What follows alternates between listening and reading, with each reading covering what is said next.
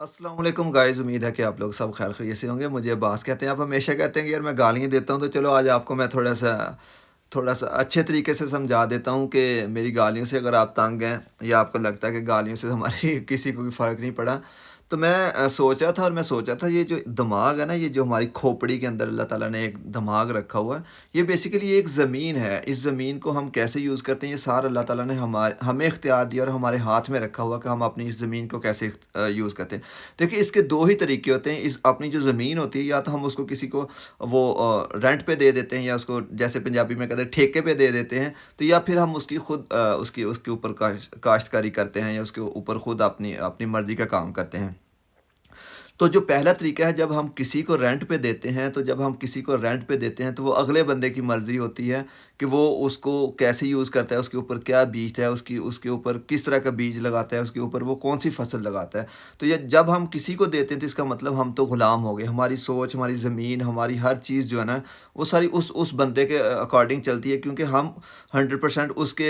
पे रहम-ओ-करम पे होते हैं, क्योंकि हमने अपनी ये चीज़ें उसको दे दी होती हैं। और दूसरा तरीका होता है कि हम खुद रखते हैं और हम उसको देखिए, या तो हम अपने तरीके से एक आज़ाद सोच, एक आज़ाद ज़मीन अपनी मर्ज़ी से थोड़ा बीज लगा के स्मार्ट तरीके से ज़्यादा काम लें, उससे ज़्यादा से ज़्यादा खेती लें, या ये दूसरा तरीका है कि हम उस पे कुछ भी ना करें, हाँ, हम उसको छोड़ दें। वो जैसे एक ज़मीन बंजर ज़मीन होती है ना, उसके ऊपर कोई बंदा काम नहीं कर रहा था, लेकिन वो ऐसे बंजर पड़ी होती है, कोई उसके ऊपर कोई कीकर का दरख्त है, कोई जनाब साहब जड़ी-बूटियाँ हैं, कुछ उसके अलावा अजीब-अजीब से कुछ कंकर पड़े हुए हैं। तो उसकी वो यूज़लेस होती है, वो जिसका जो दिल करता है वहाँ पे आके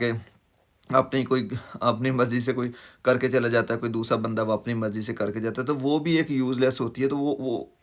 और ये जो जड़ी-बूटियाँ और ये मुख्तलिफ़ होती है, इसका मतलब है कि हमने जिस बंदे से जो बात सुनी, इसने ये कहा, हमने वो उसके अंदर आ गई, उसने वो कहा, वो उसके अंदर आ गया, उसने ये कहा, यानी कि वो जो ऐसे आज़ाद पंछी की तरह ना, उसके ऊपर कोई सोच नहीं होती। तो मैं तो हमेशा ये कहता हूँ कि अगर हमें अपनी एक आज़ाद सोच रखनी है, आज़ाद रहना है, तो फिर उस खेती के अंदर, उसके अंदर ऐसी खाद डालनी चाहिए कि अगर हम उसको इतना बंजर कर चुके हैं, अपनी सोच को गुलाम कर चुके हैं, दूसरों की मर्ज़ी के मुताबिक इस दिमाग को, इस दिल को ढाल चुके हैं, तो उसके अंदर प्लीज़ ऐसी खाद डालना शुरू करें, ऐसी उसके अंदर चीज़ें लगाना शुरू करें कि आज नहीं तो 2 साल बाद, 3 साल बाद, कि उसकी उसकी ज़मीन तो एटलीस्ट जो ज़रख़ेज़ हो, उसके अंदर अच्छी सोच और अच्छी चीज़ें आना तो शुरू हो। तो बात करने का ये मकसद है, ये सारी चीज़ें यहाँ से हैं। आपने लोगों की बातों को इसके अंदर डालना है, या इसको अपने को लोगों के सामने ग़ुलाम बनाना है। ये सारी चीज़ें आपके हाथ में हैं, और प्लीज़ पाकिस्तान के लिए, अपने मुल्क के लिए, अपनी ज़मीन के लिए, अपने ये पूरे आने वाले फ्यूचर के लिए आप लोगों ने अपनी आज से सोच चेंज करना शुरू करेंगे, तो शायद हम आने वाले वक़्तों में किसी एक अच्छे मुकाम पे पहुँच सकें और तरक्की कर सकें।